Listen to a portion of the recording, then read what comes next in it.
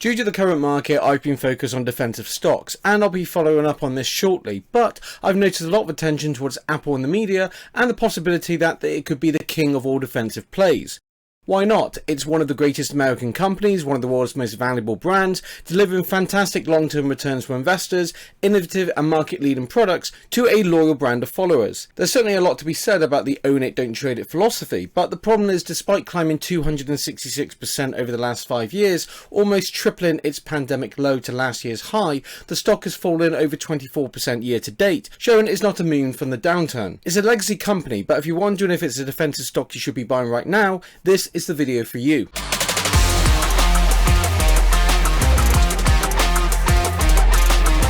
To understand Apple and its ability to not only survive but climb to the top position in the US by market cap, you have to look at its history. Founded in 1976, the company started with their Apple computers, with the Apple I as the first low-cost computer system, and the series achieved critical acclaim, particularly due to their advanced graphical interfaces, but were eventually discontinued in 1985 because of their high price tag and internal power struggles. This resulted in Steve Jobs leaving the company to found Next, launching a new line of computers in 1988, which were again state-of-the-art, running a 25 MHz CPU, magneto optical drive, and built-in Ethernet, plus an operating system that could handle advanced coding and graphical user interfaces. It was a computer that showed Jobs was a leader in innovation. But the $6,500 price tag meant it undersold the competition, ended up in government and educational institutions, with the company eventually being bought by an almost bankrupt Apple in 1997 for $427 million, bringing Jobs back into the fold as an advisor as a means to address their fallen profitability.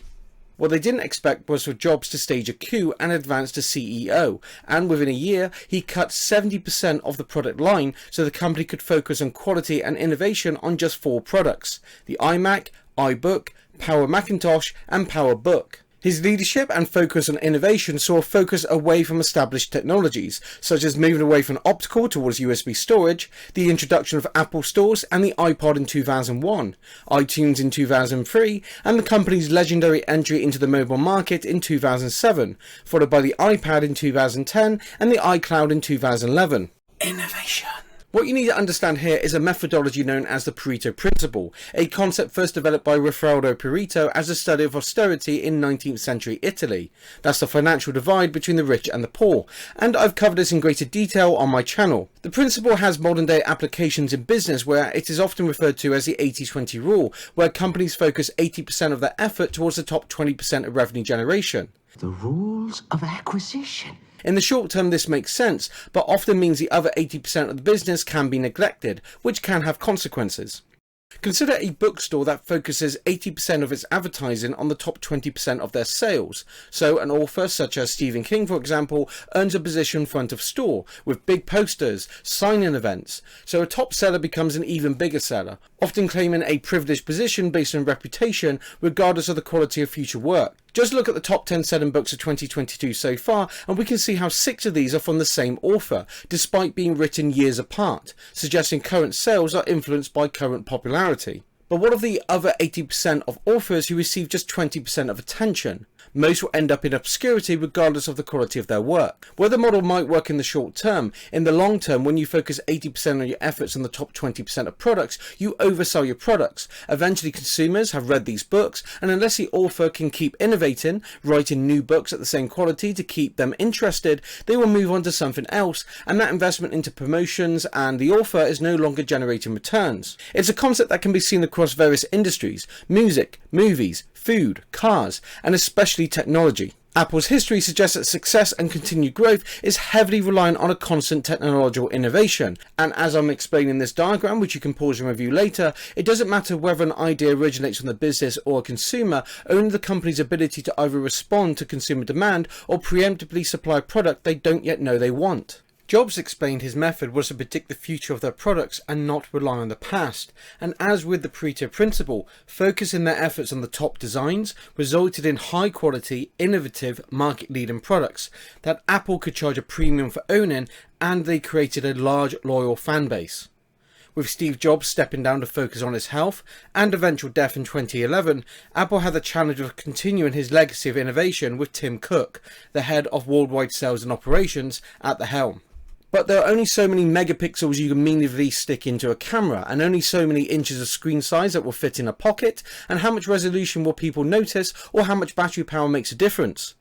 High quality also means consumers hold on to your product for longer, so future sales will suffer unless you can innovate something that warrants an upgrade. And even then, there are challenges with developing the hardware. Consider Moore's Law, which in 1985 suggested that based on the experience of production, the number of transistors in a microchip should double every 2 years, and the model continues to serve as a benchmark for where the chip companies should be in their research and development. Intel followed the structure of doubling rigidly until they reached a point where their circuits have become too intricate for their existing architecture and manufacturing techniques. And whilst they are late in bringing their 7nm circuitry to market, AMD have already met this target with their Ryzen chips. Apple have reached 5nm with their M1 chips, which use ARM-based architecture, which is the technology driving Qualcomm with their latest 5nm Snapdragon processors. Also contrary to Intel, Jensen Huang, CEO of the current chip leader Nvidia, has stated repeatedly that Moore's Law is dead, and continuing to align manufacture to the principle would take the technology out of affordability for consumers, and the future is accelerated computing, a form of parallel processing that redirects computing tasks between the CPU, GPU and DPU so they can be carried out by the most efficient components.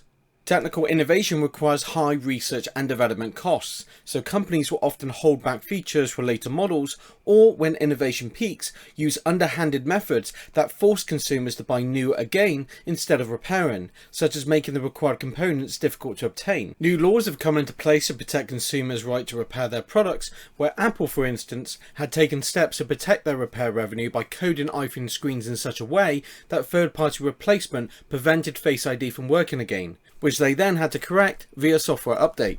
In 2017, Apple confirmed that they were deliberately slowing down phones from their 2016 iPhone 6 models onwards, on the basis of preserving battery life, right in time for the iPhone 7 release.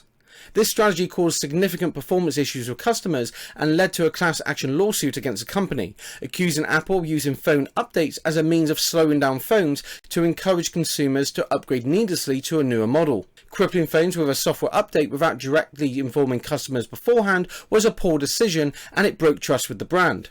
If we compare unit sales, iPhone numbers were up each year up to this point, but 2015 onwards suggests the company reached a peak in sales, and growth in iPhone and iPad numbers have slowed. Last year, the company cut their production of the iPhone 13 from 90 to 80 million units due to low demand, and where the brand blamed this on supply chains and poor economy, the model was criticised for lacking any significant updates to justify the $1,600 price tag, being not much more than a tweaked 2020 iPhone 12. If you thought retailers might be holding out for the iPhone 14, the company recently announced they were cutting back the production goals for the model due to weaker than expected demand, and even Steve Jobs' daughter sent a spoof on Instagram about how insignificant the difference were to the previous model. Awkward! Despite this, the data shows that revenue for iPhone sales is climbing, but this is likely due to the increasing cost of the iPhone. If we compare the low and high-end models for each year, they have climbed a fair bit. But countering falling sales of higher prices has left Apple susceptible to poor market conditions, where discretionary consumer spending falls and consumers are going to cut back on these types of devices. But consumers are still loyal to Apple as a brand, as the number of active iPhone users continues to climb. But combining this with falling new model sales suggests users are retaining their iPhones for longer, or turning to cheaper second-hand devices, which doesn't directly benefit the brand. Fortunately, Tim Cook has been moving away from Jobs' Pareto-type concentration of products by taking a more diversified approach, by introducing a wearable range of products where Apple has reported fantastic growth in HomePod, AirPod and Watch sales, with increasing unit sales and revenue, even over the pandemic. Innovation. But physical products like these can peak just like the iPhone did, and that is why Apple has been focusing on services such as Apple Pay, mobile apps, games and subscriptions to TV and music services. The company reported a rapid increase in service subscribers since 2015, and where they might have started with just under $16 billion in annual revenue, this has climbed to $68 billion last year, a 332% increase. And if you look at the sum of revenue from their services, the quarter-to-quarter growth is outstanding, hitting over $19 billion last quarter alone. But as a technology company, Apple needs to continue to innovate, and that's why they throw more money each year into research and development and staff hires. Apple currently holds over 72,000 patents which help protect their license and existing technologies, but the number of patents filed by the company since 2012 has been dwindling. Although some of these can take up to 18 months to be granted, it's clear from the data prior to 2021 that innovation is slowing. And Apple are still heavily focused on telecoms and user interface development, going by the focus of these patents, which begs the question how much further they can continue to develop in these areas. Don't let the pandemic or current market downturn excuse companies from innovation either. A study from McKinsey and Company suggests that from a historic point of view, companies that innovate through a crisis outperform peers, not just during an economic recovery, but continue to outperform the market in later years. As for the financials, Apple's revenue and net income continue to grow, as our earnings per share and the dividend, although small, is growing at a consistent rate. But this growth is in line with costs and total liabilities, specifically debt, which is climbing at similar levels. And I'm concerned that as shareholder equity is falling, the debt-to-equity ratio is climbing substantially.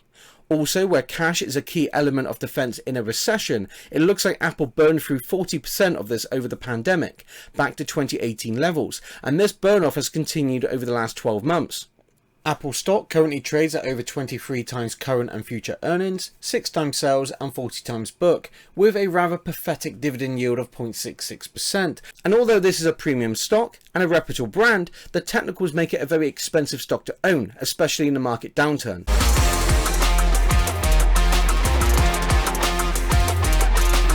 Apple is a significant, historic American company that has developed a loyal fan base thanks to Steve Jobs driving them towards a concentrated line of high quality and innovative products. But a lack of sales growth means the model is starting to fail. The pandemic and a threat of another recession has changed the economic outlook, and consumer discretionary spending continues to fall, and that presents a challenge where Apple's reputation is still based on that small number of premium luxury products that are incompatible with the current market. With Tim Cook at the helm, the company has successfully introduced streaming, apps and payment services, and revenues are showing this is working. But these moves are following the trends in an already overpopulated industry, and despite substantial investment into research and development and staff hires, the company isn't demonstrating the same level of innovation that built the brand and disrupted the technology industry. If you want to speculate over long-term positions and where they might be in 5 years, sure, there's a good chance Apple will still be around and hold a top position in the S&P 500, but its best days are behind them, and having rallied over the last 2 years, I think a lot of future growth has already been priced in. Buying Apple at this price on the verge of a possible recession where there's already a slowdown in unit sales and cash generations seems ill-advised, and as the stock has fallen over 24% year to date, I think it's likely to fall further, and I need to sit closer to the $100 mark before I consider it fairly valued. So that's my take, and as always, if you have any thoughts or questions, please comment below and let me know. And if you like what you see and you want to see more, remember to smash that like button and subscribe so you don't miss out. Until next time.